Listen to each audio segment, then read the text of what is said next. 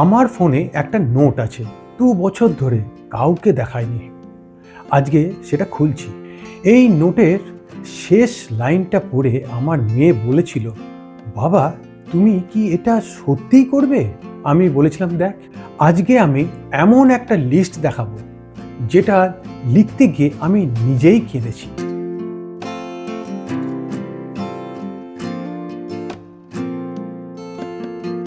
পঞ্চাশ বছর বয়স মানে কি শেষ, নাকি এটাই আসল শুরু? একটু থামুন।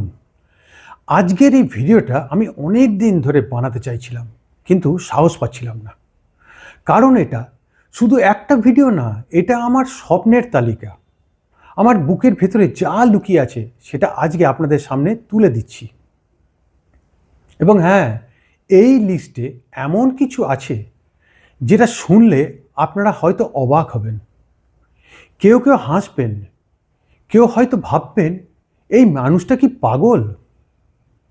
কিন্তু শেষ পর্যন্ত থাকুন, কারণ লিস্টের শেষের দিকে একটা কথা বলবো যেটা আপনার জীবনটাও পাল্টে দিতে পারে। আমার নাম রবিন। এই চ্যানেলে আমি কথা বলি জীবন নিয়ে, অভিজ্ঞতা নিয়ে, আর সেই সব ছোট ছোট সত্যি নিয়ে যেগুলো আমরা সবাই জানি কিন্তু কেউ বলি না। আমার গত 57তম জন্মদিনের রাতে বাড়ির সবাই ঘুমিয়ে পড়ার পর আমি একা বসেছিলাম, চায়ের কাপ হাতে, জানলার বাইরে অন্ধকার, আর ভাবছিলাম এতদিন কি করলাম আর কতটুকু বাকি আছে। সেই রাতেই আমি একটা খাতা খুলে লিখতে শুরু করলাম আমার বাকেট লিস্ট, মানে মরার আগে যা যা করতে চাই। আর আজকে সেই খাতাটাই আপনাদের সামনে খুলছি। 1 নম্বর, লাদাখে একা যাওয়া। হ্যাঁ, একা, পরিবার ছাড়া, বন্ধু ছাড়া, শুধু আমি আর পাহাড়।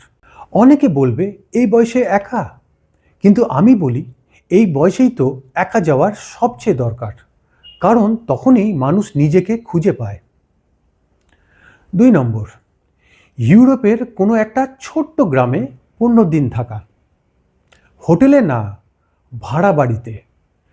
নিজে রান্না করব, বাজার করব, সন্ধ্যায় হাঁটব। কোনো ট্যুর প্যাকেজ না, কোনো গাইড না, শুধু জীবনটাকে অন্যভাবে বাঁচানোর চেষ্টা। 3 নম্বর, কেরালার ব্যাকওয়াটারে হাউস বোটে রাত কাটানো। এটা অনেকে করেছেন, কিন্তু আমি চাই সূর্যোদয়ের সময় সেই জলের ওপর বসে থাকতে, চুপচাপ, কোনো ফোন ছাড়া, কোনো নোটিফিকেশন ছাড়া। এবার আসুন একটু ভেতরের দিকে। 4 নম্বর, গিটার শেখা। ছোটবেলায় শিখতে চেয়েছিলাম, বাবা বলেছিলেন আগে পড়াশোনা, তারপর চাকরি, তারপর সংসার। গিটারটা কখন হয়নি, এবার হবে 50 বছর বয়সে, কারণ স্বপ্নের কোনো বয়স হয় না। 5 নম্বর, একটা বই লেখা। না, বেস্ট সেলার হওয়ার জন্য না, শুধু নিজের জন্য। আমার গল্প, আমার ভুল, আমার শেখা, এই সব একটা বইয়ে লিখে রাখতে চাই। হয়তো আমার সন্তান পড়বে একদিন, হয়তো কেউ পড়বে না, কিন্তু লেখাটা হবে। 6 নম্বর, 30 দিন ডিজিটাল ডিটক্স। এটা শুনে অনেকে হাসবেন, কিন্তু সত্যি বলছি আমি ভয় পাই এটা ভেবে। আর সেই ভয়টা বলছে যে আমার এটা করা দরকার। এবার আসুন একটু পাগলামির দিকে। 7 নম্বর, প্যারাগ্লাইডিং। হিমাচলে গিয়ে আকাশে উড়ব 50 বছর বয়সে। হ্যাঁ, ডাক্তার যদি না বলে তাহলে আরেকজন ডাক্তার খুঁজব। আগে চেক আপ করবো, তারপর উড়ব। 8 নম্বর, ম্যারাথন দৌড়ানো। পুরো ম্যারাথন না হলেও চলবে, হাফ ম্যারাথন 21 কিলোমিটার। এই শরীরটাকে দেখিয়ে দিতে চাই যে এটা এখনো পারে। 9 নম্বর, স্কুবা ডাইভিং শেখা। সমুদ্রের তলায় যাওয়া, সেই নীল নিস্তব্ধতায় কিছুক্ষণ থাকা। মনে হয় এটা এমন একটা অনুভূতি যেটা কোনো কথায় বোঝানো যায় না। এবার সবচেয়ে গুরুত্বপূর্ণ অংশে আসি। 10 নম্বর, স্ত্রীকে নিয়ে তীর্থে যাওয়া। স্ত্রী বহুদিন ধরে বলছেন, আমি বলেছি হবে হবে, এবার সত্যিই হবে। কারণ হবে বলতে বলতে একটা সময় আর সুযোগ থাকে না। 11 নম্বর, পুরনো বন্ধুদের একবার একসাথে জড়ো করা। স্কুলের বন্ধু, কলেজের বন্ধু, যাদের সাথে আর কথা হয় না, একটা রাত, একটা ছাদ, অনেক গল্প, শুধু একবার। 12 নম্বর, কাউকে স্কলারশিপ দেওয়া।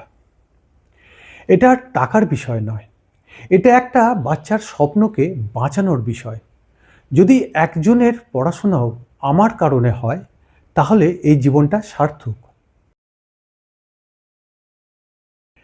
আর সবার শেষে 13 নম্বর, এটাই সবচেয়ে কঠিন। এটা কোনো জায়গা না, কোনো অ্যাডভেঞ্চার না, নিজেকে ক্ষমা করা। হ্যাঁ, আমার জীবনে এমন কিছু সিদ্ধান্ত আছে, এমন কিছু মুহূর্ত আছে, যেগুলো মনে পড়লে এখনো ঘুম আসে না। কিছু সম্পর্ক যেখানে আমি ভুল ছিলাম, কিছু সুযোগ যেখানে আমি ভয় পেয়ে পিছিয়ে গিয়েছিলাম। 50 বছর বয়সে বুঝেছি অতীতটা বদলানো যায় না, কিন্তু সেটাকে বহন করে চলাটা একটা পছন্দ। আর আমি সেই বোঝাটা নামিয়ে রাখতে চাই। নিজেকে ক্ষমা করাটা দুর্বলতা না, এটাই সবচেয়ে বড় সাহস। তো এটাই আমার বাকেট লিস্ট। 13টা স্বপ্ন, কিছু মজার, কিছু ভয়ের, কিছু আবেগের।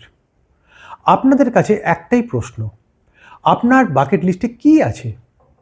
বয়স যাই হোক, 20 হোক, 35 হোক বা 50, আজকেই একটা কাগজ নিন এবং লিখতে শুরু করুন।